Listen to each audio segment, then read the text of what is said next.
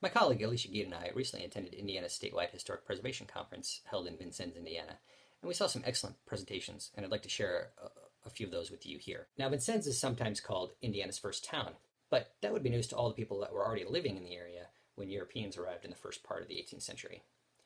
And at the risk of spoiling the rest of this video, that's a theme I'm going to return to. Now, Vincennes is the oldest continually occupied European town in Indiana. It was founded in 1732 as a French trading post, and this history is evident throughout the town. The downtown streets are lined with historic buildings, including the Moore and Miller drugstore, which takes you back in the 19th century as you walk past tall wooden shelves lined with glass jars on the way to the counter to order a milkshake and hamburger. Vincennes is also home to the oldest library in the state of Indiana, which holds among its collections several documents from the first bishop of Vincennes. But nowhere is this history on display more than at the George Rogers Clark Memorial. Now, this is a massive, impressive monument, perhaps even more at home in Washington, D.C. than in a Midwestern town, and it commemorates George Rogers Clark for his role in the American Revolution. Another prominent feature is Grouseland, and that's the former home of William Henry Harrison, who's also well known for his role in the early American military, most notably for his role in the Battle of Tippecanoe.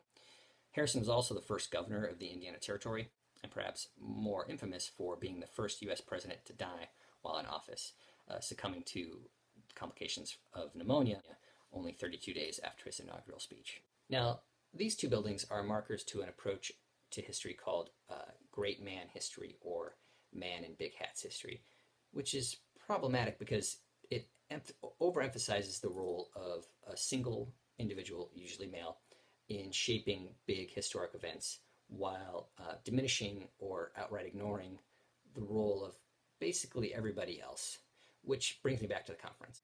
We saw 3 excellent presentations on preserving the landmarks of underrepresented communities. First was historian Jordan Ryan, whose project identified dozens of places significant to the history of the LGBT community in Indianapolis. Now, many of these places aren't that old in terms of a calendar, but they are meaningful to the history of this community. They do include the likely site of the first drag show in Indianapolis, dating back to the 1930s. But they also show the intersection of history and current events, including the County City building, which was the site of hundreds of same-sex marriages after a judge struck down a statewide ban in 2014. The next speaker was Brent Leggs of the National Trust for Historic Preservation, who spoke on places important to African Americans on a national scale. Among other places he highlighted was the ongoing efforts to restore the A.G. Gaston Motel, which was a main gathering place for Dr. Martin Luther King during the civil rights protests in Birmingham in the early 1960s. The building was also one of the only places available to people of color where they could obtain overnight accommodations at that time. The building is now city-owned and is slated for restoration effort. The third and final speaker was Diane Hunter, who's the interim tribal historic preservation officer for the Miami tribe of Oklahoma.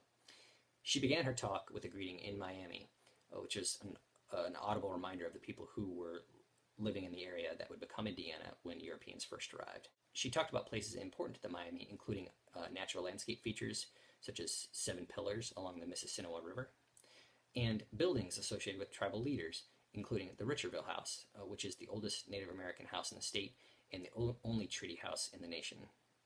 Now, these groups have vastly different cultures, but share a common bond with the places important to them. While their stories are often absent from the histories, these stories are no less real. Diane Hunter said, "The land is where our identity is.